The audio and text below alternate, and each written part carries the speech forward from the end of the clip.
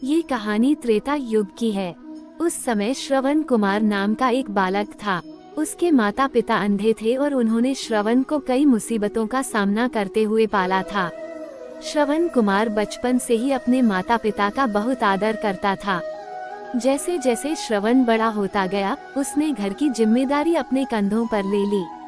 वह रोजाना सुबह उठकर सबसे पहले अपने माता पिता को स्नान कराने के लिए तालाब से पानी भरकर लाता था। इसके बाद वह तुरंत जंगल की ओर लकड़ियां बीनने जाता। फिर लकड़ियां लाने के बाद श्रवण चूल्हा जलाकर माता पिता के लिए खाना बनाता था। श्रवण को इतनी मेहनत करते देख उसकी माँ हमेशा उसे टोकती थी। वह कहती थी, श्रवण बेटा, तुम इतना सारा काम अकेले क्यों करते हो? खाना तुम मुझे बनाने दिया करो, मैं आसानी से बना लूंगी। इसके बदले तुम थोड़ा आराम कर लिया करो। माँ की इन बातों को सुनकर श्रवण कुमार कहता, नहीं माँ, मैं ये सारे काम आप लोगों के लिए ही तो करता हूँ। भला अपने माँ बाप के लिए किए गए कामों में कैसी थकान, उल्टा मुझे तो खुशी मिलती है। श्रवण कुमार की इन बातों को सुनकर उसकी माँ भावुक हो गई। वो रोज भगवान से प्रार्थना करती, हे प्रभु, इतना ध्यान रखने वाला श्रवण जैसा बेटा हर माता पिता के घर पैदा हो। श्रवण के माँ बाप नियमित रूप से भगवान की आराधना करते थे। वो उनके लिए फूल और पूजा की अन्य सामग्री लाता, फिर खुद भी बिना देर किए माता पिता के साथ पूजा में शामिल हो जाता था। श्रवण कुमार धीरे धीरे बड़ा हुआ और जल्दी से घर के कार्यों को खत्म करके बाहर काम पर निकल जाता था। एक दिन श्रवण अपने माता पिता के साथ बैठा था, तभी उन्होंने श्रवण से कहा, बेटा, तुमने हमारी हर ख्वाहिश पूरा की है। अब हमारी केवल एक ही इच्छा है जिसे हम पूरी करना चाहते हैं। ये सुन श्रवण ने उनसे पूछा, ऐसी कौन सी इच्छा बाकी है जिसे आप पूरा करना चाहते हैं? आप केवल आदेश दें, मैं आपकी हर ख्वाहिश को पूरा करूंगा।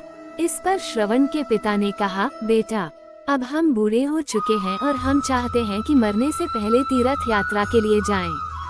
भगवान के शरण में जाकर हमें सुकून की प्राप्ति होगी। अपने माँ बाप की बात सुनकर श्रवण कुमार सोचने लग गया कि वो उनकी इस इच्छा को कैसे पूरा करेगा। उस समय बस और ट्रेन की सुविधा नहीं थी, साथ ही उसके माता पिता देख भी नहीं सकते थे। ऐसे में उन्हें तीर्थ यात्रा कराना भला कैसे संभव हो पाता। तभी श्रवण कुमार को एक तरकीब सूझी। वह तुरंत बाहर गया और वहां से 2 बड़ी टोकरी लेकर आया। उसने उन दोनों टोकरियों को एक मजबूत डंडे में मोटी रस्सी के सहारे लटका कर एक बड़ा सा तराजू बना लिया। फिर श्रवण कुमार ने उस तराजू में अपने माँ बाप को बारी बारी से गोद में उठाकर बैठा दिया। उसके बाद तराजू को अपने कंधों पर लेकर उन्हें तीर्थ यात्रा पर लेकर निकल पड़ा। वो लगातार कुछ दिनों तक अपने माता पिता को एक के बाद एक सभी पवित्र स्थलों पर घुमाने लगा। इस दौरान श्रवण कुमार ने अपने माता पिता को प्रयाग से लेकर काशी तक के दर्शन कराए। माता पिता को घुमाते समय श्रवण कुमार उन्हें उन जगहों के बारे में भी बताते चलता था, क्योंकि वह आंखों से उस दृश्य को नहीं देख सकते थे। अपनी बेटे की मेहनत को देख उसके माता पिता बहुत खुश थे। उन्होंने एक दिन श्रवण से कहा, बेटा, हम देख नहीं सकते, लेकिन कभी भी हमें इस बात का दुख नहीं हुआ। तुम हमारे लिए हमारी आंखें हो। तुमने हमें जिस तरह सारे पवित्र स्थानों की कथा सुनाकर उनके दर्शन कराए हैं, ऐसा लगता है जैसे कि हमने सच में प्रभु के दर्शन अपनी आंखों से किया हो। अपनी माता पिता की बातें सुनकर श्रवण ने कहा, आप लोग ऐसी बातें न करें। बच्चों के लिए माता पिता कभी भी बोझ नहीं होते, ये तो बच्चों का धर्म होता है। एक दिन श्रवण कुमार आराम करने के लिए अयोध्या के पास अपने माता पिता के साथ रुका। तभी उसकी माँ ने पानी पीने की इच्छा जताई। श्रवण को पास में ही एक नदी दिखाई दी। उसने अपने माता पिता से कहा, आप दोनों यहाँ आराम करें, मैं आप लोगों के लिए अभी पानी लेकर आता हूँ। नदी के पास पहुंचकर श्रवण कुमार कमंडल में पानी भरने लगा। उसी जंगल में अयोध्या के राजा दशरथ भी शिकार के लिए पहुँचे थे। पानी में हलचल की आवाज सुनकर उन्हें लगा कि कोई जानवर पानी पीने आया है। उन्होंने बिना देखे केवल ध्वनि सुनकर ही अपना तीर चला दिया। दुर्भाग्य से वह सीधे श्रवण कुमार को लग गया। तीर लगते ही वह चीख पड़ा। इसके बाद राजा दशरथ जब अपने शिकार को देखने पहुंचे तो वहां श्रवण था।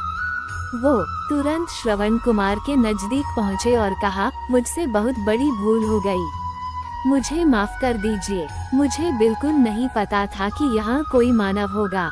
मैं इस गलती का पश्चाताप करने के लिए क्या करूँ कि तुम मुझे माफ कर दो।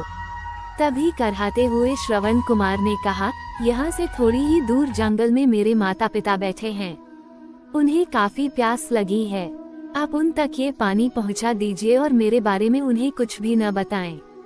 इतना कहते कहते श्रवण कुमार की सांसें रुक गईं। श्रवण कुमार की मौत से राजा दशरथ सुन्न पड़ गए। किसी तरह वो श्रवण कुमार के बताए अनुसार जल लेकर उसके माता पिता के पास पहुँचे। श्रवण के माता पिता अपने बेटे की आहट को बखूबी पहचानते थे। जब राजा दशरथ उनके करीब पहुँचे तो उन्होंने आश्चर्य से पूछा, तुम कौन हो और हमारे श्रवण को क्या हुआ, वह क्यों नहीं आया। राजा दशरथ उनके सवालों का जवाब नहीं दे पाए। उन्होंने चुपचाप पानी उनकी तरफ बढ़ा दिया। तभी श्रवण की मां ने चिंतित स्वर में जोर से कहा, तुम कौन हो और मेरा बेटा कहाँ है, ये बताते क्यों नहीं हो। श्रवण की मां की चिंता देखकर राजा दशरथ ने कहा, मां मुझे माफ कर दीजिए। शिकार करने के लिए मैंने जो तीर चलाया था वो सीधे आपके बेटे श्रवण को जा लगा। उसने मुझे आप लोगों के बारे में बताया, इसलिए मैं यहाँ पानी लेकर चला आया। इतना कहकर राजा दशरथ चुप हो गए। राजा दशरथ की बात सुनकर श्रवण की मां जोर जोर से रोने लगी। उन दोनों ने अपने बेटे की मौत के गम में राजा दशरथ के लाए हुए पानी को हाथ तक नहीं लगाया। श्रवण के पिता ने तभी राजा दशरथ को पुत्र वियोग का श्राप दे दिया। कुछ ही देर बाद श्रवण के माता पिता ने अपने प्राण त्याग दिए। बताया जाता है कि श्रवण कुमार के पिता के श्राप के परिणाम स्वरूप ही राजा दशरथ को अपने पुत्र राम से दूर रहने पड़ा था। राजा दशरथ के इस श्राप को पूरा करने के लिए ही भगवान राम को 14 वर्षों का वनवास हुआ, जिसका माध्यम दशरथ की पत्नी कैकेयी बनी। श्रवण के पिता की ही तरह राजा दशरथ भी अपने बेटे से दूरी को बर्दाश्त नहीं कर पाए और उन्होंने अपने प्राण त्याग दिए।